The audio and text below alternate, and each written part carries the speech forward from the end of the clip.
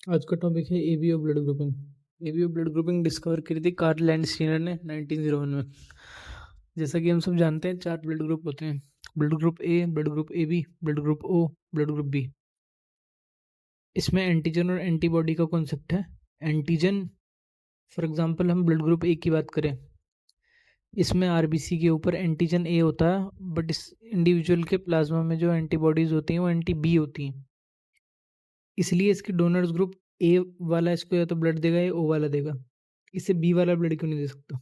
B वाला blood इसलिए इसे नहीं दे सकता, अगर बी ब्लड इसके अंदर आएगा तो जैसे कि आप देख सकते हैं टेबल में, बी ब्लड ग्रुप के अंदर जो एंटीजन होता है आरबीसी के ऊपर वो बी है, और प्लाज्मा में जो एंटीबॉडीज हैं वो एंटी ए है।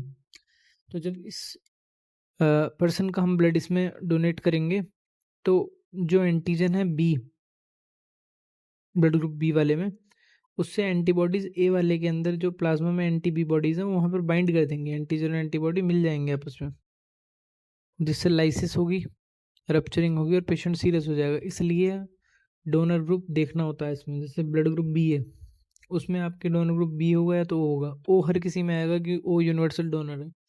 ओ यूनिवर्सल डोनर क्यों है? क्योंकि ओ में कोई एंटीजन नहीं होता और उसकी प्लाज्मा में एंटीबॉडीज होती हैं, एंटी और एंटी बी। वो यूनिवर्सल डोनर क्यों है? क्योंकि वो जहाँ भी उसका ब्लड जाएगा एंटीजन कोई है नहीं और कोई एंटीबॉडी उसके साथ अटैच हो नहीं सकती। और ब्लड ग्रुप ए बी होता है यूनिवर्सल रिसिपेंट, वो हर ब्लड ले सकता है। तो जैसे आप उसको कोई भी ब्लड दोगे, ए बी वाला ए दे दोगे उसे, उसके पास कोई भी एंटीबॉडीज नहीं है प्लाज्मा के अंदर जो रिएक्ट कर पाए एंटीजन से, आने वाले ब्लड के आरबीसी पर जो एंटीजन है उससे रिएक्ट कर पाए, तो इसलिए सेफ होता है। इसमें पॉजिटिव और नेगेटिव आरएच वो भी देखना होता है, वो मैं अगली वीडियो में बताता हूँ। और एक main concept, ABO blood grouping दो कॉन्सेप्ट हैं, दो चीज़ों का एग्जाम्पल है। पहला मल्टीपल एलिज्म, दूसरा कोडोमिनेंस। मैं समझा देता हूँ कैसे। एबीओ ब्लड ग्रुपिंग आई जीन से रेगुलेट होता है। आई जीन की 3 एलील हैं, आई ए, आई बी और आई ओ या स्मॉल आई। आई ए और आई बी कम्प्लीटली डोमिनेंट है स्मॉल आई पर या आई नोट पर अगर ये आपस में आ जाएं कॉम्बिनेशन में, जैसे आई ए और आई बी, तो कोडोमिनेंस फेवर करेंगे और इंडिविजुअल का ब्लड ग्रुप ए बी हो जाता है। जैसे कि इसमें ए बी ब्लड ग्रुप या फिर किसी भी ब्लड ग्रुप की बात होती है, जैसे इसमें मैंने 2 जीनोटाइप लिखे हैं। जीनोटाइप होता है जीन्स के अंदर जो आप फॉर्मेट दिखाते हो, अरेंजमेंट दिखाते हो। जैसे यहाँ पे हमने लिए हैं 2 इंडिविजुअल। ये आपको मुझे पता होना चाहिए कि जो जीन होती है वो हमेशा पेयर में होती है, एलील्स में होती है, क्रोमोसोम्स के ऊपर। जैसे एक जीन क्रोमोसोम 9 हमेशा पेयर होता है हमारे अंदर, सेल्स के अंदर क्रोमोसोम 9 का पेयर, 10 का पेयर, 23 पेयर ऑफ क्रोमोसोम्स है। तो क्रोमोसोम पर जो जीन होती है उसका ही ऑल्टरनेट वर्जन होता है एलील।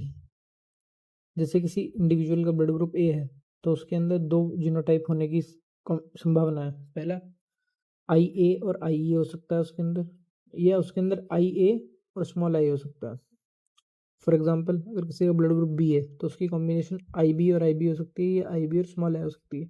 यहाँ पर मैंने टोटल सेम दोनों ही एक जैसे ले लिए। जैसे आई ए और आई ए होगा तो भी ब्लड ग्रुप ए होगा उसमें, अगर आई बी और आई बी होगा तो बी ब्लड ग्रुप होगा उसका। पर गैमिट्स में एक ही जीन जाती है, एक ही एलील जाती है। जैसे आई ए और आई ए चले गए गैमिट्स में, 2 गैमिट्स में, यहाँ पे आई बी और आई बी कॉम्बिनेशन देखने के लिए। तो यहाँ पर मैंने जैसे कॉम्बिनेशन देखा तो हर इंडिविजुअल का phenotype A B blood group आ रहा है। एक बात जो मैं कोडोमिनेंस और मल्टीपल एलिज्म की कर रहा था, मल्टीपल एलिज्म जब होता है जब किसी ट्रेट को एक से ज़्यादा एलील रेगुलेट करती हैं, उसे कहते हैं मल्टीपल एलिज्म। तो उसका भी एग्जांपल एबीओ ब्लड ग्रुपिंग है। कुछ एग्जांपल उसके और हैं वो भी मैं बताऊंगा। जैसे फॉर एग्जांपल